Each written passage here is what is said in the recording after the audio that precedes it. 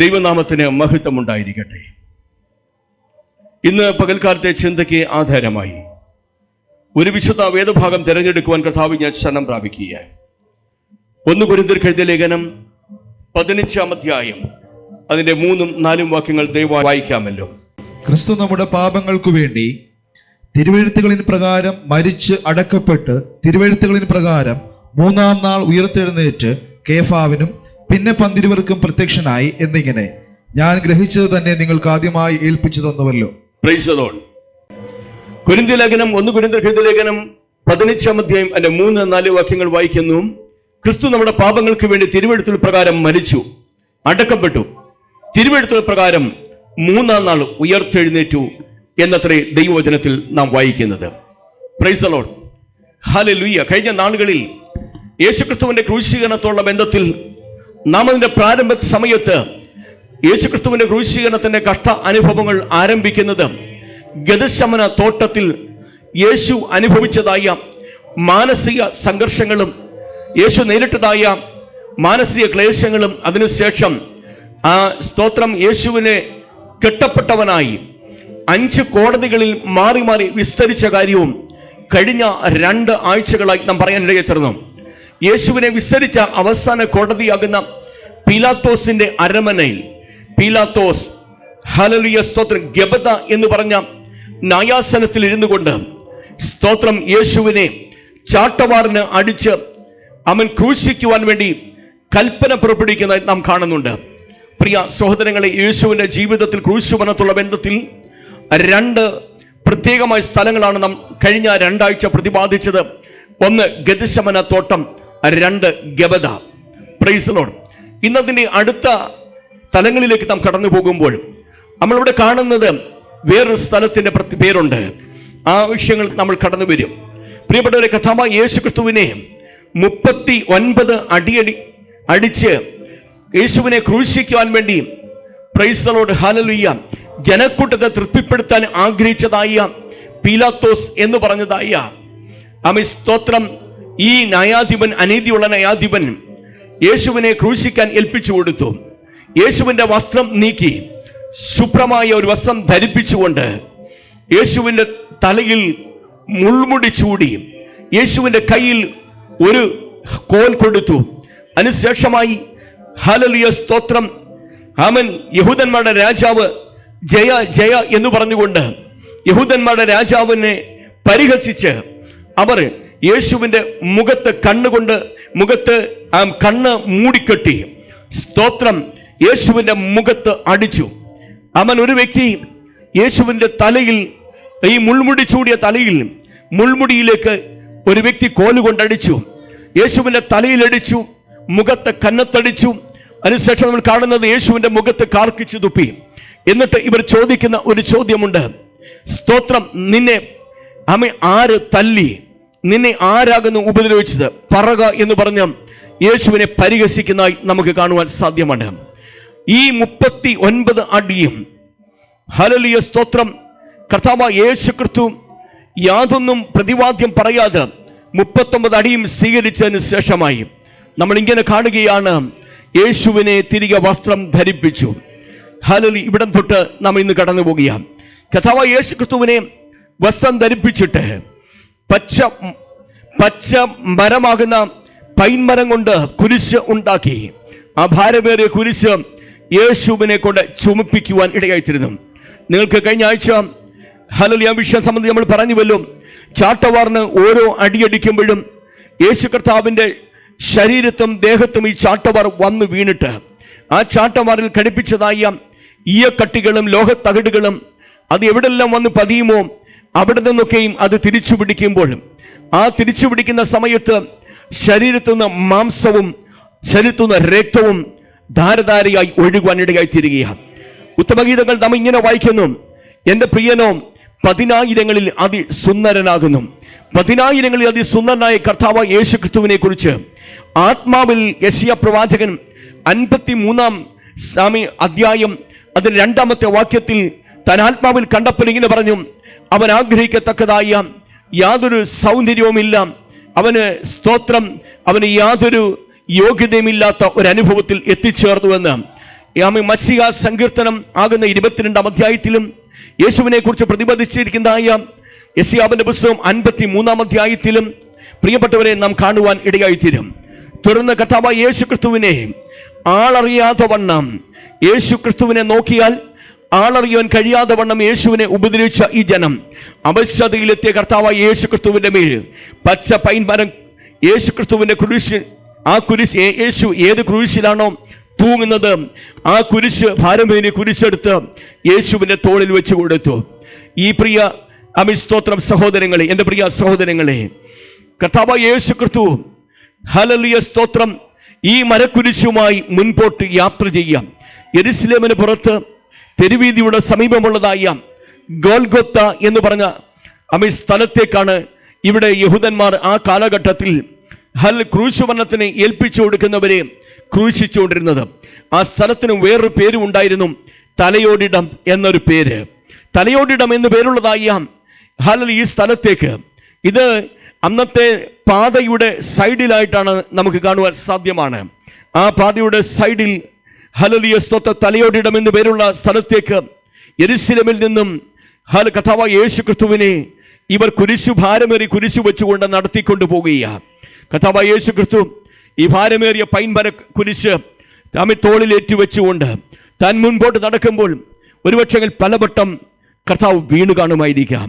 പലവട്ടം വീഴുമ്പോൾ ഹല്ലേലൂയ പടയാളികൾ വീണ്ടും അടിച്ച് എഴുന്നേൽപ്പിക്കും, വീണ്ടും കർത്താവ് വേച്ചു വീഴും.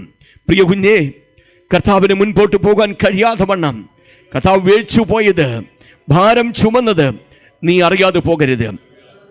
സങ്കീർത്തനങ്ങൾ ഇങ്ങനെ വായിക്കുന്നു, നിന്റെ ഭാരം യഹോവയെങ്കിൽ വെച്ചുകൊള്ളുക, നിന്റെ ഭാരം ഏറ്റെടുക്കുവാനാ കർത്താവായ യേശു ക്രിസ്തു ആ ഭാരമേറിയ മരക്കുരിശ് ചുമന്നത് എന്ന വ്യക്തമായ ബോധ്യം നമുക്ക് ഏവർക്കും ഉണ്ടാകണം.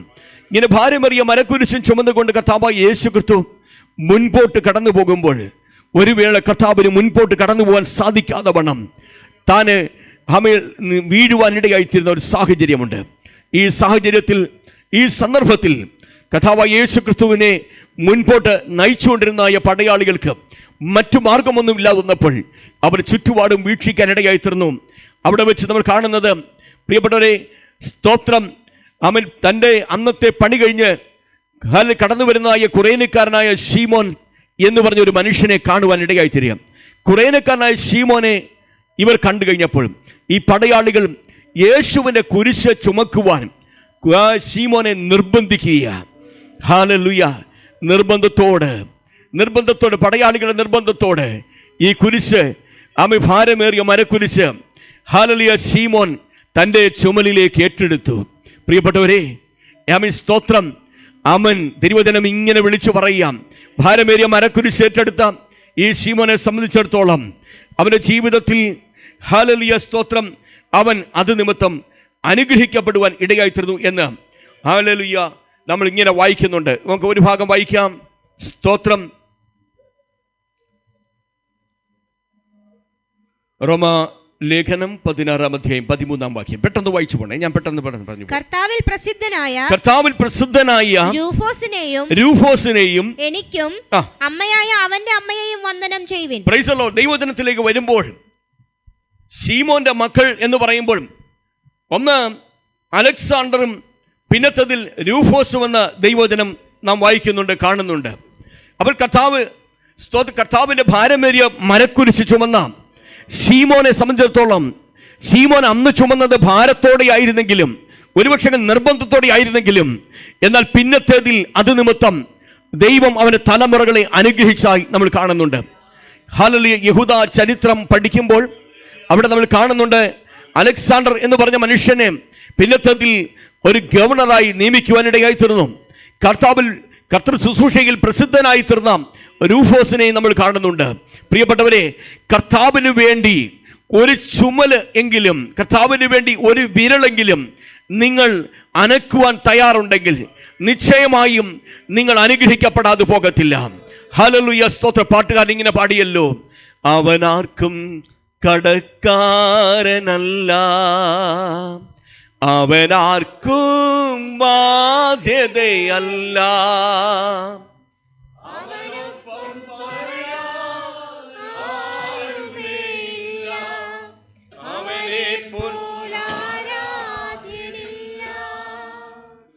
അവനാർക്കും കടക്കാരനല്ല,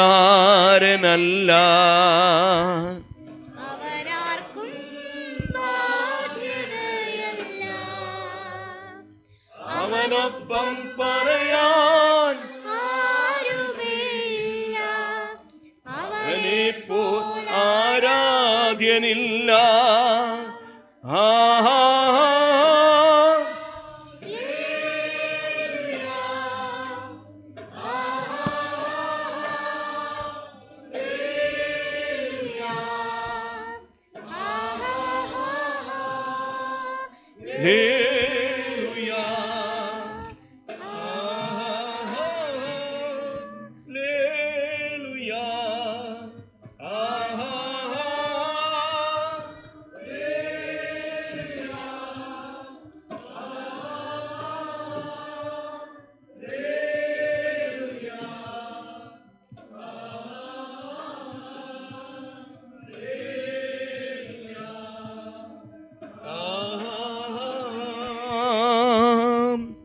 ദൈവജനത്തിൽ ഇങ്ങനെ നമ്മൾ വായിക്കുന്നു, പ്രൈസ് ദി ലോർഡ്, ഭാരമേറിയ മരക്കുരിശും ചുമന്ന് പോയ ശീമോനെ, നിന്റെ ജീവിതത്തിൽ എന്ത് സംഭവിച്ചു എന്ന് ചോദിച്ചാൽ അവൻ്റെ ജീവിതം അത് നിമിത്തം അനുഗ്രഹിക്കപ്പെടാൻ ഇടയായി തീർന്നു. പ്രിയ സഹോദരങ്ങളെ, ആമേ സ്തോത്രം. കർത്താവായ യേശു ക്രിസ്തുവിനെ തലയോടിടം എന്നിവരുള്ള ഗോൽഗൊഥായിലേക്ക് കൊണ്ടുപോയി. ഗോൽഗൊഥായിൽ ചെന്നിട്ട് ആ ഭാരമേറിയ മരക്കുരിശ് അവിടെ വെച്ചിട്ട് യേശു കർത്താവിനെ, പ്രൈസ് ദി ലോർഡ്, പ്രിയപ്പെട്ടവരെ, അവൻ ഓരോ കൈകളും ഇങ്ങനെ മലർത്തി പിടിച്ച്, പ്രൈസ് ദി ലോർഡ്, അവൻ വലിച്ച് രണ്ട് കൈകളും, രണ്ട് പടയാളികൾ രണ്ട് വശത്തു നിന്നുകൊണ്ട് രണ്ട് കൈകളും ഇങ്ങനെ അവൻ യേശു കർത്താവിനെ കുരിശിൽ കിടത്തിയിട്ട് ആമേ സ്തോത്രം വലിച്ചു പിടിച്ചിട്ട് ഈ കൈയുടെ വെള്ളയിലല്ല, ഈ മണികണ്ഠയിൽ, പ്രൈസ് ദി ലോർഡ്, കൈയുടെ വെള്ളയിൽ അവൻ അടിച്ചാൽ ഭാരം കൊണ്ട് ഈ ആമേ സ്തോത്രം ഇവിടെ ഈ തൊലി അമിസ്തോത്രം മാംസം പറഞ്ഞു പോകും. അതുകൊണ്ട് ഇവിടെ കൊണ്ട് അമിസ്തോത്രം പറഞ്ഞു പോകാതിരിക്കാൻ വേണ്ടി ഇവിടെ മണികണ്ഠ ഈ ഹല്ലേലൂയ ഭാഗത്ത് പ്രിയപ്പെട്ടവരെ, കർത്താവായ യേശു ക്രിസ്തുവിൻ്റെ കൈകളിൽ അവൻ 7 ഇഞ്ച് നീളമുള്ളതായ കാരിനും പാണി രണ്ട് കൈകളും വലിച്ചു പിടിച്ചുകൊണ്ട് കർത്താവായ യേശു ക്രിസ്തുവിൻ്റെ കരങ്ങളിലേക്ക് ആണിയടിക്കുവാൻ ഇടയായി തീർന്നു.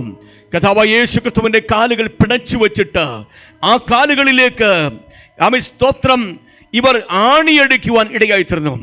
ആണി കൈകളിലും കാലുകളിലും അടിച്ചു.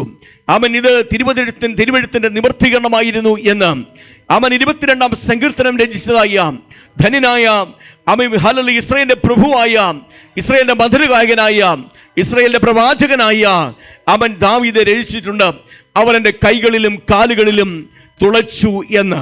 പ്രിയ സഹോദരങ്ങളെ, കൈകാലുകൾ തുളയ്ക്കപ്പെട്ടവനായി കർത്താവായ യേശു ക്രിസ്തു ആ പൈൻമര കുരിശിൻ കിടക്കുമ്പോൾ കർത്താവായ യേശു ക്രിസ്തുവിനെ ആ കുരിശോടുകൂടെ ചേർന്ന് അവർ പൊക്കിയെടുത്ത് അവിടെ കുഴിച്ച കുഴിക്കകത്ത് ഈ കുരിശ് ഉറപ്പിക്കുവാനിടയായി തീരുകയാണ്. അതിനോട് പൊക്കി എടുത്ത് ഇടുമ്പോൾ യേശു കർത്താവിൻ്റെ സ്തോത്രം ശരീരം മുഴുവൻ തകർക്കപ്പെടുന്ന അനുഭവത്തിലേക്ക് കടന്നു വരാനിടയായി തീർന്നു. നിങ്ങൾ ശ്രദ്ധിക്കണം, തലേ രാത്രിയിൽ കർത്താവായ യേശു ക്രിസ്തുവിനെ പിടിച്ചതാ. ഹല്ലേലൂയ, അന്ന് രാത്രി മുഴുവൻ യേശു ക്രിസ്തുവിനെ അവൻ ഹല്ലേലൂയ ന്യായാധിപന്മാർ വിസ്തരിക്കുകയായിരുന്നു. അപ്പോൾ തന്നെ കർത്താവായ യേശു ക്രിസ്തുവിനെ പകൽക്കാലം വിസ്തരിച്ചതായ ഹല്ലേലൂയ സ്തോത്രം ഈ ന്യായാധിപന്മാരുടെ മുമ്പിൽ കർത്താവായ യേശു ക്രിസ്തു അവശതയോടെ നിന്ന് ആ യേശുവിനെയാണ് 39 അവൻ അടിച്ചിട്ട് ചാട്ടവാറിനടിച്ചിട്ട് യേശുവിനെ കൊണ്ട് ഭാരമേറിയ കുരിശ് ചുമപ്പിച്ചത്. ആ യേശുവിൻ്റെ കൈകളിലുമാണ് കാലുകളിലുമാണ് ഇവർ ആണിയടിച്ച് തറയ്ക്കുവാനിടയായിത്തത്. കൈകളിൽ നിന്നും കാലുകളിൽ നിന്നും അവൻ ആണിപ്പാടിൽ നിന്ന് രക്തം ധാരധാരയായി വാർന്ന് ഒഴുകുവാൻ തുടങ്ങി. Price the lord, hallelujah. ആ രക്തം ഒഴുകിയപ്പോൾ നമ്മൾ ഇന്ന് വായിച്ച വാക്യത്തിൽ സങ്കീർത്തനത്തിൽ ഒരു ഭാഗമുണ്ട്, അവരെൻ്റെ മുതുക്, പ്രൈസ് ദി ലോർഡ്, ഹല്ലേലൂയ. വായിച്ച ഭാഗം, ഇന്ന് വായിച്ച സങ്കീർത്തനം ഒന്ന് എടുത്ത്, ഇന്ന് വായിച്ച സങ്കീർത്തനം, പ്രൈസ് ദി ലോർഡ്, ഹല്ലേലൂയ.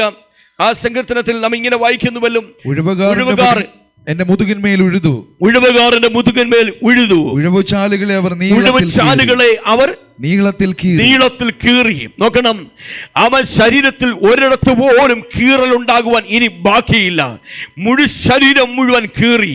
മശിഹ സങ്കീർത്തനത്തിൽ ആവർത്തിച്ച് പലപ്പോഴും കർത്താവായ യേശു ക്രിസ്തുവിന്റെ കുരിശു മരണത്തെ വളരെ ശക്തമായി പ്രതിപാദിച്ചുകൊണ്ടിരിക്കുമ്പോൾ ആ പ്രവചനത്തിന് നിവർത്തീകരണം എന്ന വണ്ണം അവസാനമായി യേശു കർത്താവിന്റെ കൈകളിലും കാലുകളിലും ആണി തറച്ച് യേശു കർത്താവിനെ ക്രൂശിക്കുന്ന രംഗമാണ് നാം ഇവിടെ കാണുന്നത്.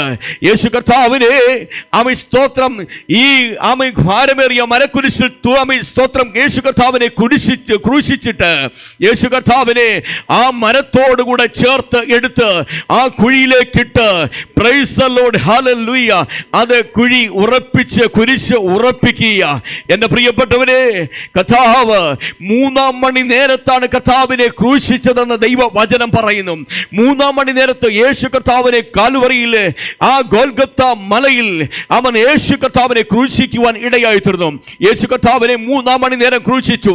യേശു കർത്താവിന്റെ ഇടത്തും വലത്തും ഓരോ കള്ളന്മാരെ ദുഷ്പ്രവൃത്തിക്കാരെ കൂടെ ക്രൂശിക്കുവാൻ ഇടയായി തീർന്നു. പിന്നെ പ്രിയപ്പെട്ടവരെ, അവരും ഇടത്തും വലത്തും കിടക്കുക. അവർ ഇടത്തും വലത്തും കിടക്കുന്നു.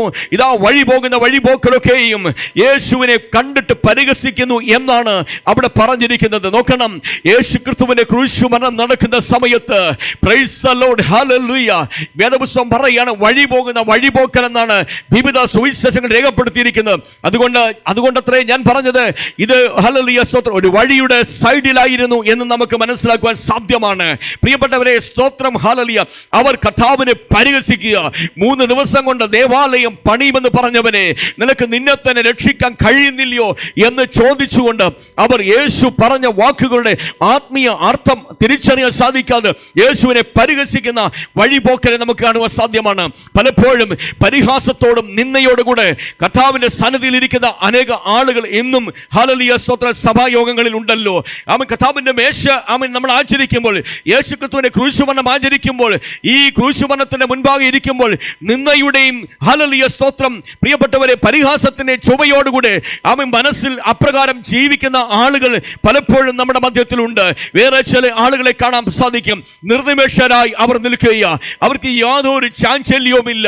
പ്രിയപ്പെട്ടവരെ, ഹല്ലേലൂയ പടയാളികൾ ഉൾപ്പെടെ അനേക ആളുകൾ അവിടെ നിൽക്കുക.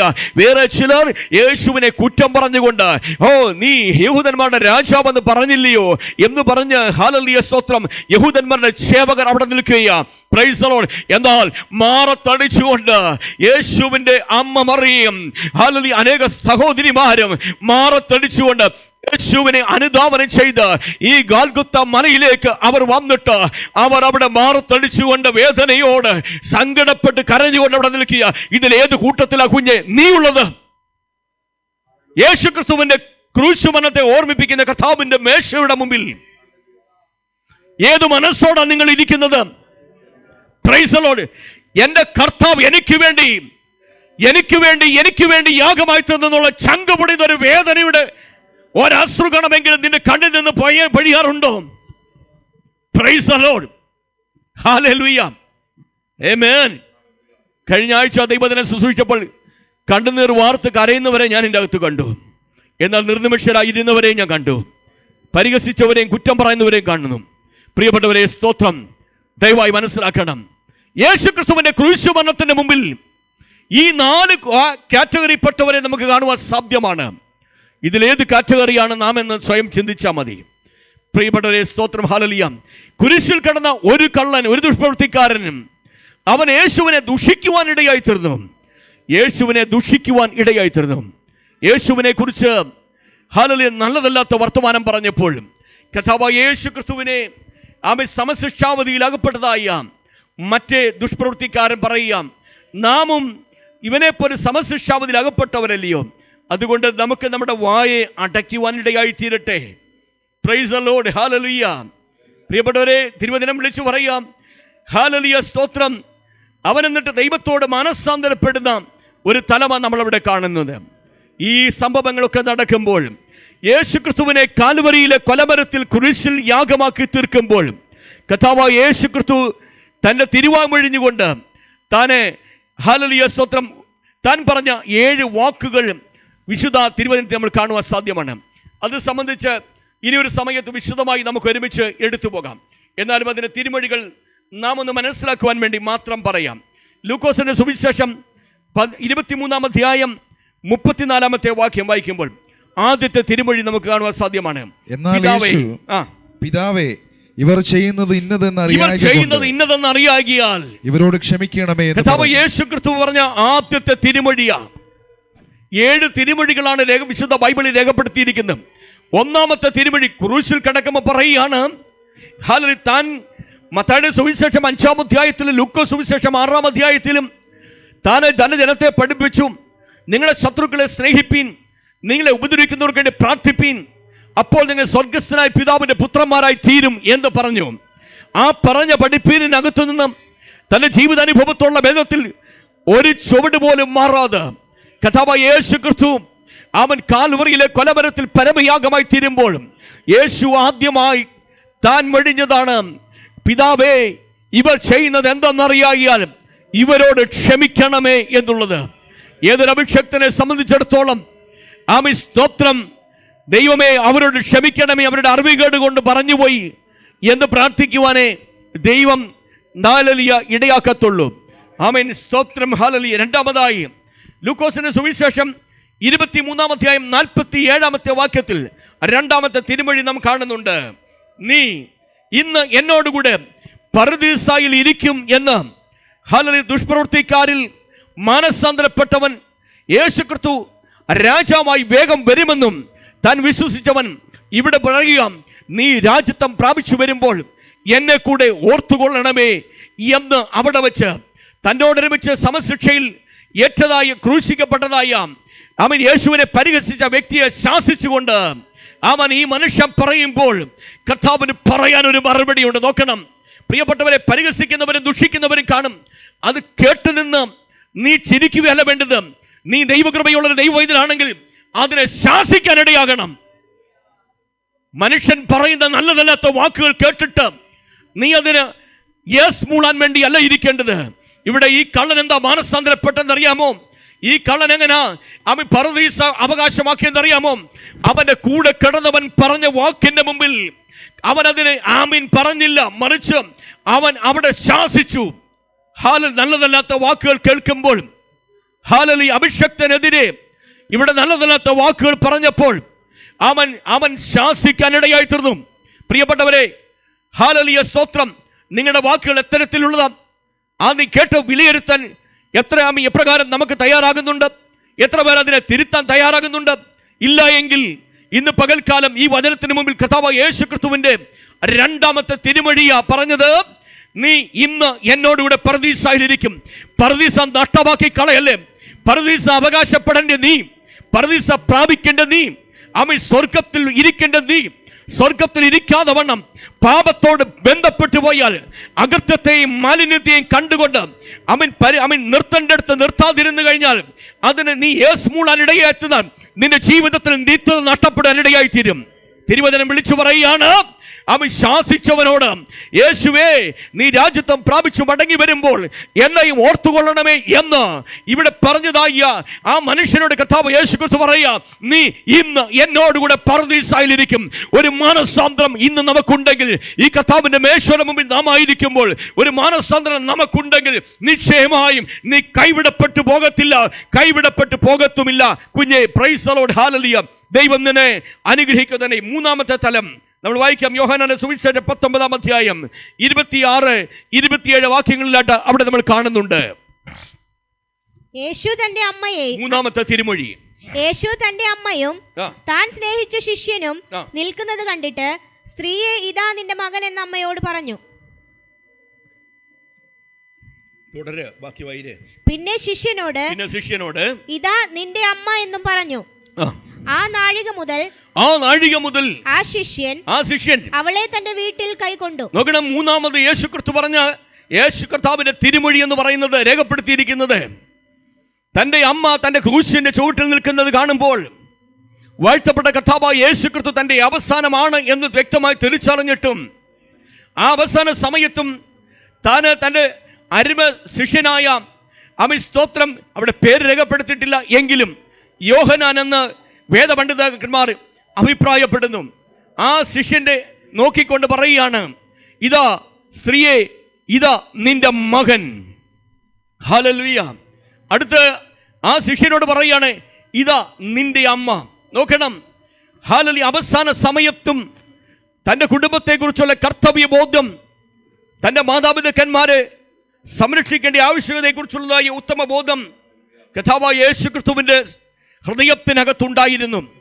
അവൻ ഹല്ലേലൂയ. ദൈവമക്കൾ ഒരിക്കലും കർത്തവ്യം മറക്കരുത്. മാതാപിതാക്കന്മാരെ ബഹുമാനിക്കാതിരിക്കരുത്. മാതാപിതാക്കന്മാരെ കരുതാതിരിക്കരുത്. അവൻ പഴയ നിയമം പുതിയ നിയമം ഒരുപോലെ പഠിപ്പിക്കുന്ന ഒരു വസ്തുതയാണ്. ഹല്ലേലൂയ, സ്തോത്രം. നിന്റെ മാതാപിതാക്കന്മാരെ നീ ബഹുമാനിക്കണം എന്നുള്ളത് അത് വാഗ്ദത്തത്തോടുകൂടിയ ആദ്യ കൽപ്പനയാണ്. എന്നാൽ മാതാപിതാക്കന്മാർ നീ ദൈവദിനം അനുസരിക്കുന്നതിന് വിരുദ്ധമായി നിലപാടെടുക്കുകയാണെങ്കിൽ അവിടെ വെച്ച് വ്യക്തമായി നിനക്കൊരു നിലപാടുണ്ടായിരിക്കണം. കർത്താവാണ് എനിക്ക് ഏറ്റവും വലുത് എന്നുള്ളത്. Price the lord. ഹല്ലേലൂയ. എന്നാൽ നീ അവരെ ബഹുമാനിക്കണം. നിന്റെ വിശ്വാസത്തിലേക്ക് നിന്റെ മാതാപിതാക്കന്മാർ വന്നില്ല എങ്കിലും നിങ്ങൾ അവരെ സ്നേഹിക്കണം, നിങ്ങൾ അവരെ ബഹുമാനിക്കണം. ഇതിനകത്തിരിക്കുന്ന ഒരു വ്യക്തി പോലും മാതാപിതാക്കന്മാരെ ബഹുമാനിക്കാത്തവരോ മാതാപിതാക്കന്മാരെ കരുതാത്തവരോ ആകുവാൻ പാടുള്ളതല്ല. ഹല്ലേലൂയ, സ്തോത്രം. ഇതാ കർത്താവായ യേശുക്രിസ്തു മൂന്നാമത്തെ തിരുമൊഴിയായിട്ട് പറഞ്ഞിരിക്കുന്നത്, സ്ത്രീയെ, ഇതാ നിന്റെ മകൻ. തനിക്ക് നീ കുരിശിൽ നിന്ന് ഇറങ്ങാൻ കഴിയത്തില്ലെന്ന് കർത്താവിന് അറിയാം. നിങ്ങൾ വായിക്കണം, ലൂക്കോസിന്റെ സുവിശേഷം 2-ാം അധ്യായം 51-ാമത്തെ വേദഭാഗം വായിക്കുമ്പോൾ കർത്താവായ യേശുക്രിസ്തു 12-ാമത്തെ വയസ്സിൽ യെരുശലേം ദേവാലയത്തിലേക്ക് കടന്നുപോയി. യെരുശലേം ദേവാലയത്തിൽ താൻ 12-ാമത്തെ വയസ്സിൽ കടന്നുപോയി. അവിടെ വെച്ച് ഹല്ലേലൂയ, സ്തോത്രം, അവിടെയുള്ളതായ പള്ളി പ്രമാണിമാരോടും ശാസ്ത്രിമാരോടും ദൈവദിനം സംസാരിച്ച് അതിനുശേഷമായി കർത്താവ് മാതാപിതാക്കളോട് ചേർന്ന് കഴിഞ്ഞ് അവസാന ഭാഗം 51-ാമത്തെ വാക്യം വായിച്ചാട്ട്. പിന്നെ അവൻ അവരോടുകൂടെ ഇറങ്ങി നസറത്തിൽ വന്ന് അവർക്ക് കീഴടങ്ങിയിരുന്നു എന്നാ പറഞ്ഞത്. നോക്കണം, 12 വയസ്സുള്ള ബാലനായ യേശു കർത്താവ് തിരുവചനം വിളിച്ചു പറയുക, അവൻ താൻ പിന്നത്തെ ശുശ്രൂഷ ആരംഭിക്കുന്നത് ഏകദേശം 30 വയസ്സിനോട് അടുപ്പിച്ചായിരുന്നു തിരുവചനം രേഖപ്പെടുത്തി വച്ചിരിക്കുന്നു. ഈ 30 വർഷ കാലയളവിലും 12-ാമത്തെ വയസ്സിൽ മുതൽ അല്ല, അവൻ യേശു ക്രിസ്തുവിന്റെ ജനനം മുതൽ യേശു കർത്താവ് അവൻ സ്തോത്രം താൻ പരശുശ്രൂഷ ആരംഭിക്കുന്ന ഘട്ടം വരെ തൻ്റെ മാതാപിതാക്കന്മാർക്ക് കീഴടങ്ങി ഇരുന്നു എന്ന തിരുവചനം വ്യക്തമായി പഠിപ്പിക്കുന്നത്. പ്രിയപ്പെട്ടവരെ, അവൻ സ്തോത്രം മാതാപിതാക്കന്മാരെ സ്നേഹിച്ച് മാതാപിതാക്കന്മാർക്ക് കീഴ്പ്പെട്ടിരുന്ന ദൈവകൃപയോട് ജീവിച്ചാൽ നീ ഒരു അനുഗ്രഹമായിരിക്കാൻ ദൈവം ഇടയാക്കും. ഹല്ലേലൂയ. നിന്നെ കുറിച്ച് നിന്റെ മാതാപിതാക്കന്മാർ ദുഃഖത്തോട് പറയാൻ ഒരിക്കലും ഇടയാകരുത്. മറ്റൊരു മനുഷ്യനും അത് കേൾക്കുന്നില്ലെങ്കിലും മറ്റൊരു വ്യക്തിയും അത് കേൾക്കുന്നില്ലെങ്കിലും അത് കേൾക്കുന്ന സ്വർഗമുണ്ട്. ആ സ്വർഗത്തിലെ ദൈവത്തിന് മുൻപാകെ നീ ആമീൻ അത് നിമിത്തം ഒരു നാൾ കണക്ക് ബോധിപ്പിക്കേണ്ടി വരും. അതുകൊണ്ട് ഇന്ന് പകൽക്കാലം മാതാപിതാക്കന്മാരുടെ ബന്ധത്തിൽ വളരെ വ്യക്തമായി വിളിച്ചു പറയട്ടെ, പ്രിയപ്പെട്ടവർ, നിങ്ങൾ നിങ്ങളുടെ കൊച്ചു കുഞ്ഞുങ്ങളെ സ്നേഹിക്കുവാനും അവരെ കരുതുവാനും ഇടയാകുന്നത് പോലെ ഒരു കാലഘട്ടത്തിൽ നിങ്ങളെ സ്നേഹിച്ചവരും നിങ്ങളെ കരുതിവരും. നിങ്ങൾ ഇന്ന് എത്ര പ്രായമായാലും നിങ്ങളുടെ മാതാപിതാക്കന്മാർ ജീവിച്ചിരിക്കുന്നെങ്കിൽ നിങ്ങൾ അവർക്ക് മക്കളാ, അവർക്ക് നിങ്ങൾ ഇപ്പോഴും കൊച്ചു കുഞ്ഞുങ്ങളാ. നിങ്ങളൊന്ന് പുറത്തു പോയാൽ അത് തിരിച്ചു വരുവാൻ നിങ്ങൾ താമസിച്ചാൽ മോളെന്തിയെ അവൾ വന്നില്ലല്ലോ, അവളെ കണ്ടില്ലല്ലോ എന്ന് 100 വട്ടം അവരവിടെ നിന്ന് പറയും. എന്താ കാര്യം എന്നറിയാമോ? നീ തോന്നും, നിനക്ക് തോന്നും നീ വലുതായി, എനിക്കെല്ലാം അറിയാം. ഹല്ലേലൂയ, സ്തോത്രം. എന്നെ നോക്കാൻ അറിയത്തില്ലയോ, എൻ്റെ കാര്യം നോക്കാൻ അറിയത്തില്ലയോ കുഞ്ഞെ, നീ പറഞ്ഞേക്കാം. എന്നാൽ മാതാപിതാക്കന്മാർക്ക് നീ ഇന്നും കുഞ്ഞ കേട്ടോ. Praise the lord. ഹല്ലേലൂയ. അവരുടെ സ്നേഹം അവരുടെ വാത്സല്യവും അനുഭവിക്കുവാൻ ഭാഗ്യം ലഭിച്ചതിന് ദൈവത്തിന് സ്തോത്രം പറഞ്ഞോണം. Praise the lord. ഹല്ലേലൂയ.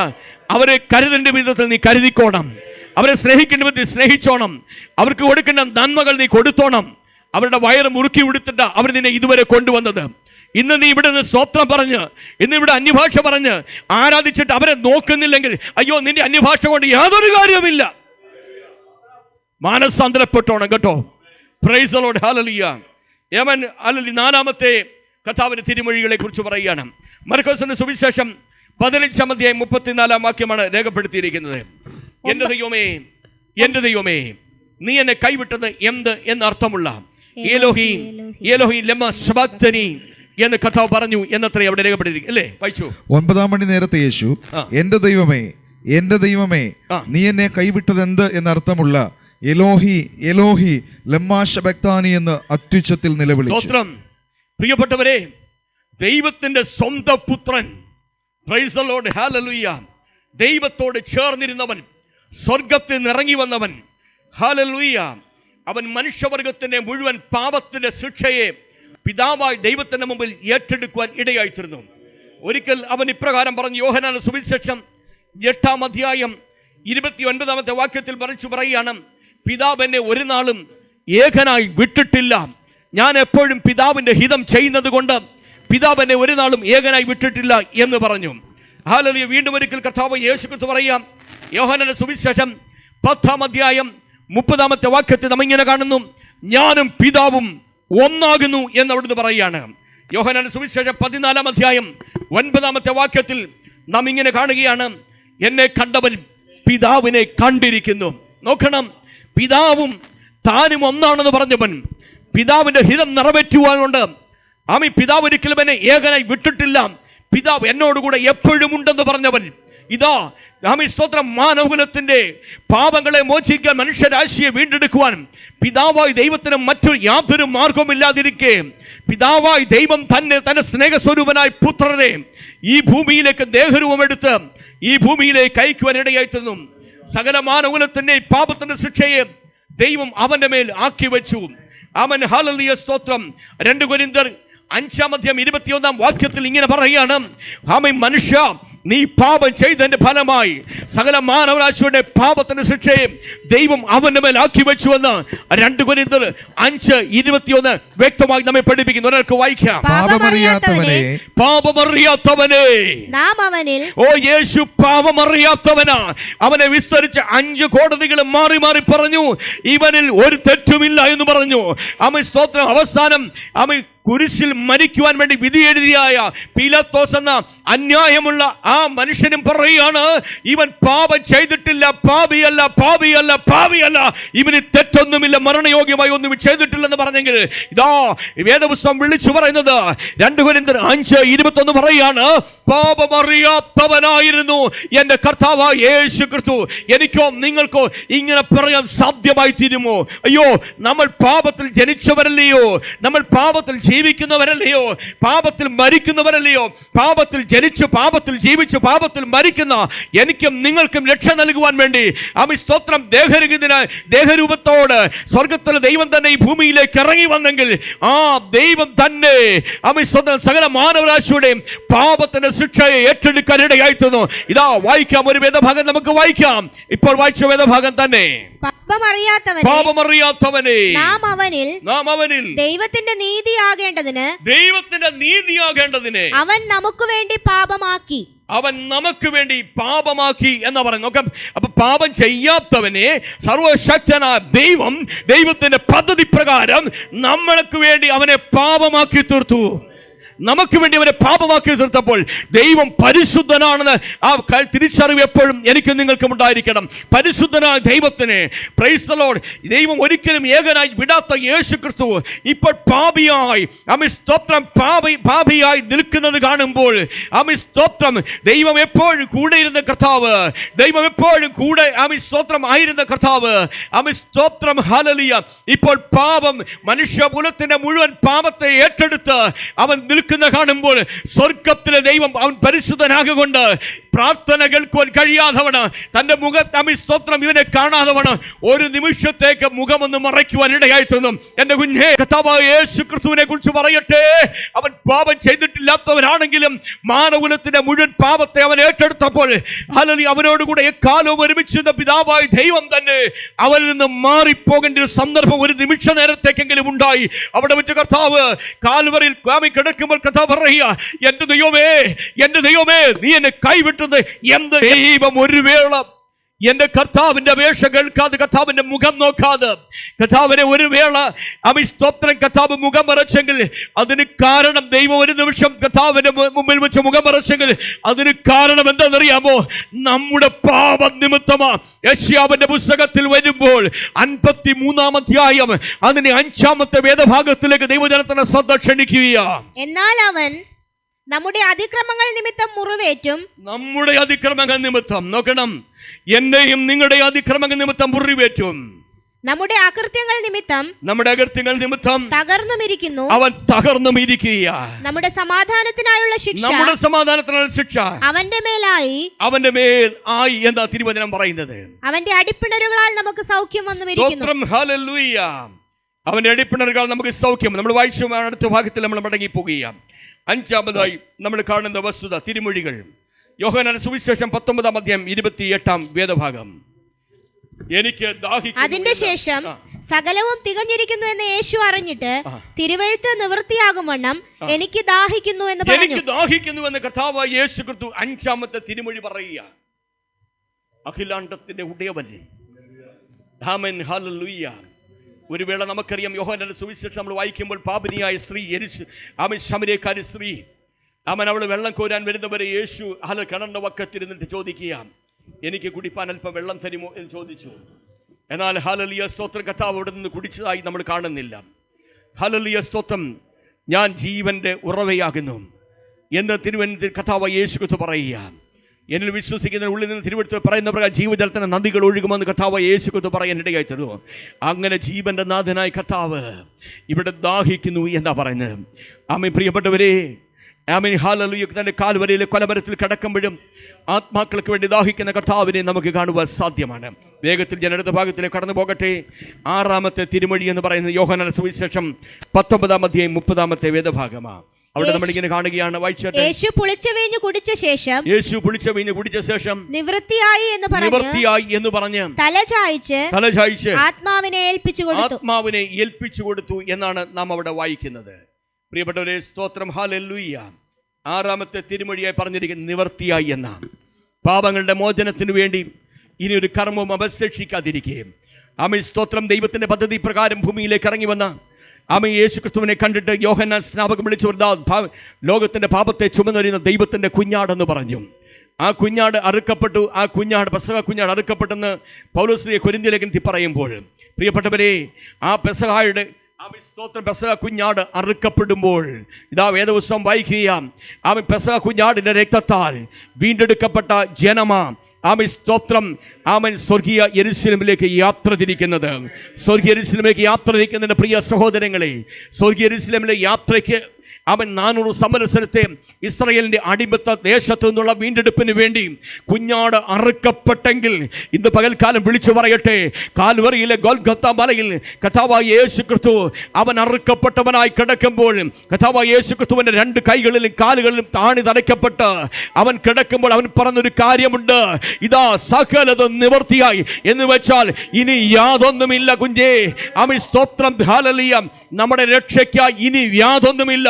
ഞാനൊരു പൂജ ചെയ്യേണ്ട ആവശ്യമില്ല, ഞാൻ യാഗമർപ്പിക്കേണ്ട ആവശ്യമില്ല. മനുഷ്യ, നിന്റെ രക്ഷയ്ക്ക് വേണ്ടി നീ ഒന്ന് മാത്രം ചെയ്താൽ മതി. കർത്താവായ യേശു ക്രിസ്തുവിൽ വിശ്വസിക്കാൻ ഇടയാകുന്നെങ്കിൽ നീയും നിന്റെ കുടുംബം രക്ഷ പ്രാപിക്കുമെന്ന് പറയുമ്പോൾ, നാം രക്ഷിക്കപ്പെടുവാൻ ആകാശത്തിന് കീഴിൽ ഭൂമിയിൽ മറ്റൊരു നാമമില്ല, അത് വാഴ്ത്തപ്പെട്ട യേശു കർത്താവിന്റെ നാമം മാത്രമാ. ഹല്ലേലൂയ. ഇനി ഒന്നുമില്ല.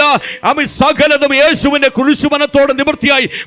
നാം ഒന്നേ ചെയ്യേണ്ടുള്ളൂ, നാം നമ്മെ തന്നെ സൂക്ഷിച്ചോണം. വിശുദ്ധരിനി തന്നെത്താൻ സൂക്ഷിക്കണം. ഹല്ലേലൂയ. നാം സുവിശേഷ പ്രകാരം നടക്കണം. നമ്മുടെ ജീവിതത്തിൽ ആവശ്യമായതെല്ലാം സ്വർഗത്തിൽ ദൈവം ചെയ്തിട്ടുണ്ട്. അടുത്ത നമ്മൾ കാണുന്നത് ലൂക്കോസിന്റെ സുവിശേഷം 23:46 കർത്താവിന്റെ പിതാവേ, ഞാൻ എന്റെ ആത്മാവിനെ തൃക്കൈയിൽ ഏൽപ്പിക്കുന്നു എന്ന് നിലവിളിച്ചു പറഞ്ഞു.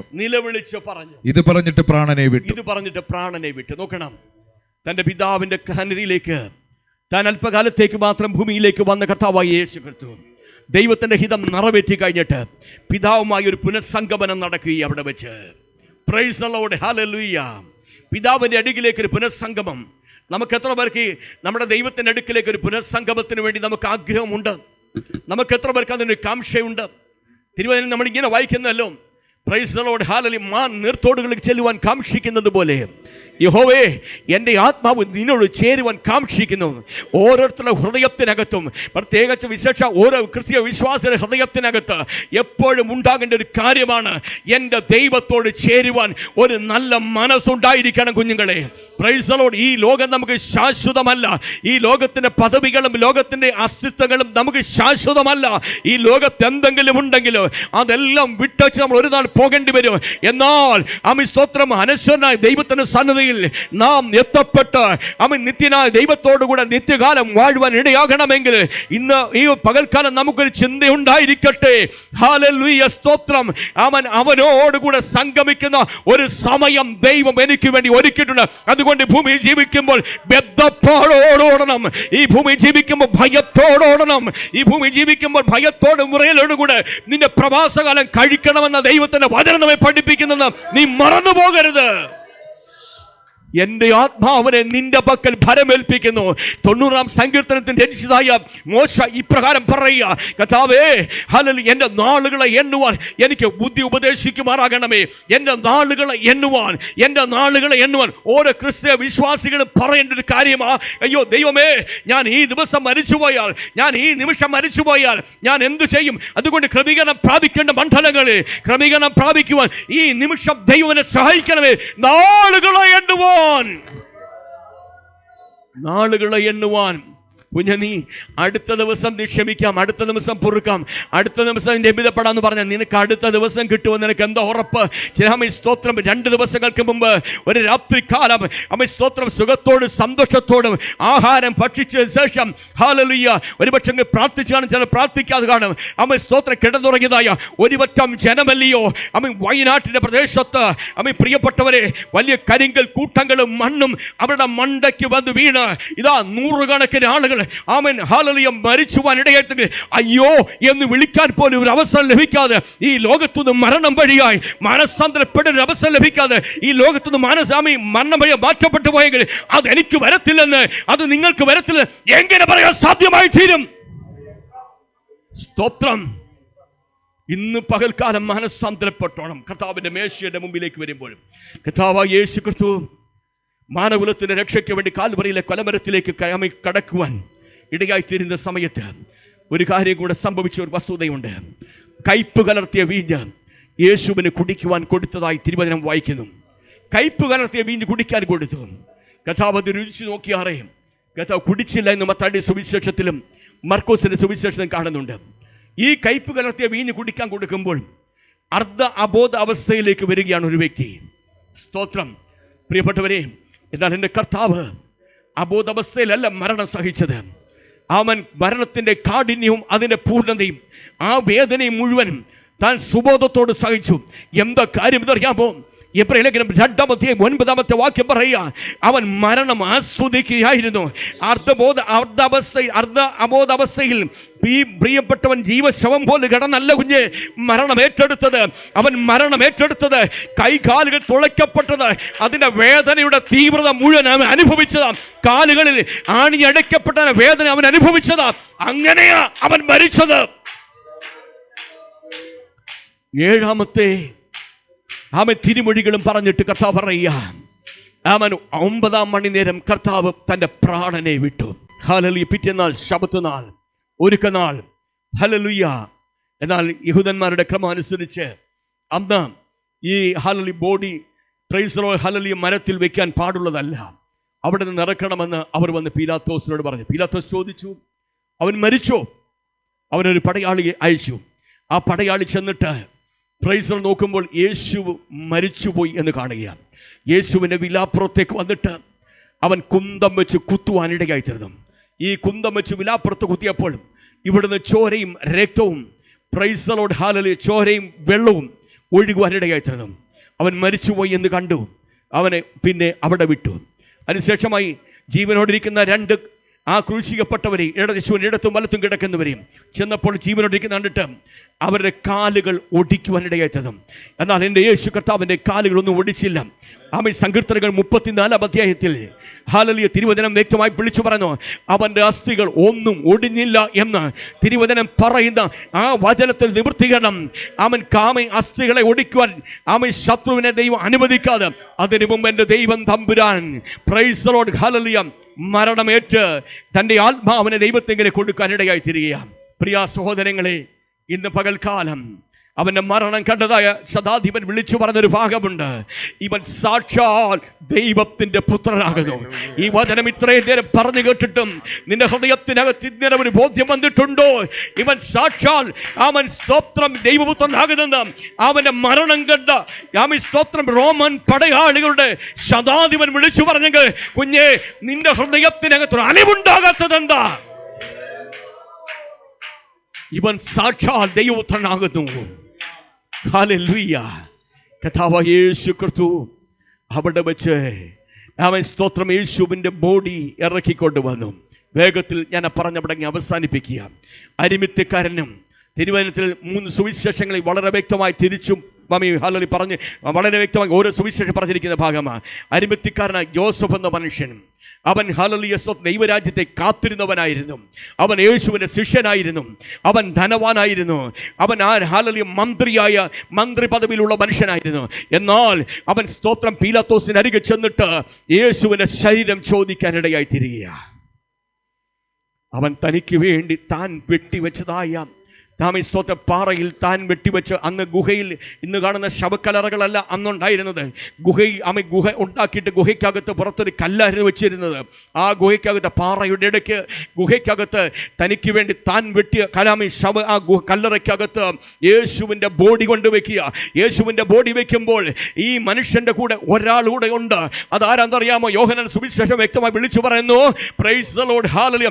അവൻ യോഹന്നാന്റെ സുവിശേഷം 3-ാം അധ്യായത്തിൽ യേശുവിനെ സന്ദർശിച്ച നിക്കോദോമസ് എന്ന് പറഞ്ഞൊരു മനുഷ്യൻ, ഹല്ലേലൂയ, വായിച്ച് ആദ്യം രാത്രിയിൽ അവന്റെ അടുക്കൽ വന്ന നിക്കോദിമോസും ഏകദേശം 100 റാത്തൽ മൂറും അകിലും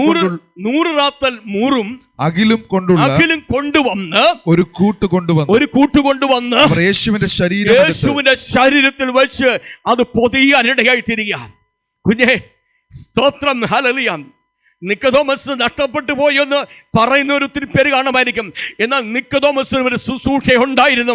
യേശുവിന് വേണ്ടി ചെയ്തൊരു ശുശ്രൂഷ. യേശുവിൻ്റെ ശരീരത്തിൽ പ്രൈസ് ദി ലോർഡ് സുഗന്ധദ്രവ്യം വെച്ചത്, യേശുവിൻ്റെ ശരീരത്തിൽ ഡെഡ് ബോഡി സുഗന്ധദ്രവ്യം വെച്ചത് ഈ നിക്കോദോമസ് ആയിരുന്നു. ഇവരൊരുമിച്ച് കല്ലറയ്ക്കകത്ത് ഈ ബോഡി കയറ്റി വെച്ചു. ഈ ബോഡി കയറ്റി വെച്ചിട്ട് പ്രൈസ് ദി ലോർഡ് ഹല്ലേലൂയ ആമേൻ സ്തോത്രം കല്ല് ഉരുട്ടി വെച്ചു. അതിനുശേഷം നമ്മൾ ഇനി വേഗത്തിൽ പറഞ്ഞങ്ങ് പോവുകയാണ്, സമയം എൻ്റെ മുമ്പിൽ ഇല്ലാത്തത് കൊണ്ട്.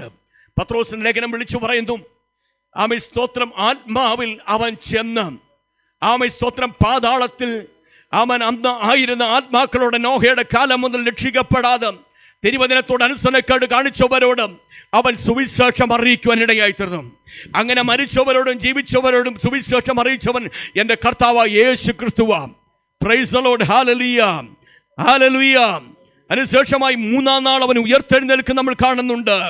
ആമേൻ സ്തോത്രം. പറുദീസയിൽ ആമേൻ പ്രിയപ്പെട്ടവരെ, ഭൂമിക്കടിയിൽ ഉണ്ടായിരുന്ന പറുദീസ, അന്ന് വരെ പറുദീസ ഭൂമിക്കടിയിലായിരുന്നെങ്കിൽ ആ പറുദീസയുടെ തലം ദൈവം ഉയർത്തി, വിശുദ്ധന്മാരെ അവൻ ഉയർത്തി എന്ന് തിരുവചനം വ്യക്തമായി പഠിപ്പിക്കുന്നു. പ്രിയപ്പെട്ടവരെ, സ്തോത്രം, ഹല്ലേലൂയ.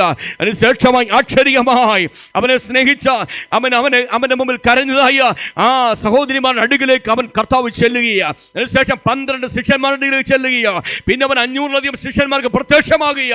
ആമേൻ സ്തോത്രം. ഈ പ്രത്യക്ഷതയെല്ലാം കഴിഞ്ഞിട്ട് എൻ്റെ കർത്താവ് സ്വർഗാരോഹണം ചെയ്താണ് നമ്മൾ അപ്പോസ്തലപ്രവൃത്തികളുടെ പുസ്തകം 1-ാം അധ്യായത്തിൽ നമ്മൾ വായിക്കുന്നത്. പ്രിയപ്പെട്ടവരെ, സ്തോത്രം, ഹല്ലേലൂയ. ഇന്ന് പകൽക്കാലം അത് മനസ്സിലാക്കുവാൻ ഒരിക്കലും മനസ്സിലാക്കാതെ പോകരുത്. ഞാൻ ഒരു ഭാഗം കൂടെ വായിച്ചു കേൾപ്പിക്കാൻ ആഗ്രഹിക്കുന്നു. വായിക്കാം, ഒരു വാക്യം കൂടെ വായിച്ച് നമ്മൾ അവസാനിപ്പിക്കാം. അപ്പോസ്തലപ്രവൃത്തികളുടെ പുസ്തകം 2-ാം അധ്യായം 23-24 വേദഭാഗങ്ങൾ. പ്രവൃത്തിയുടെ പുസ്തകം 2-ാം അധ്യായം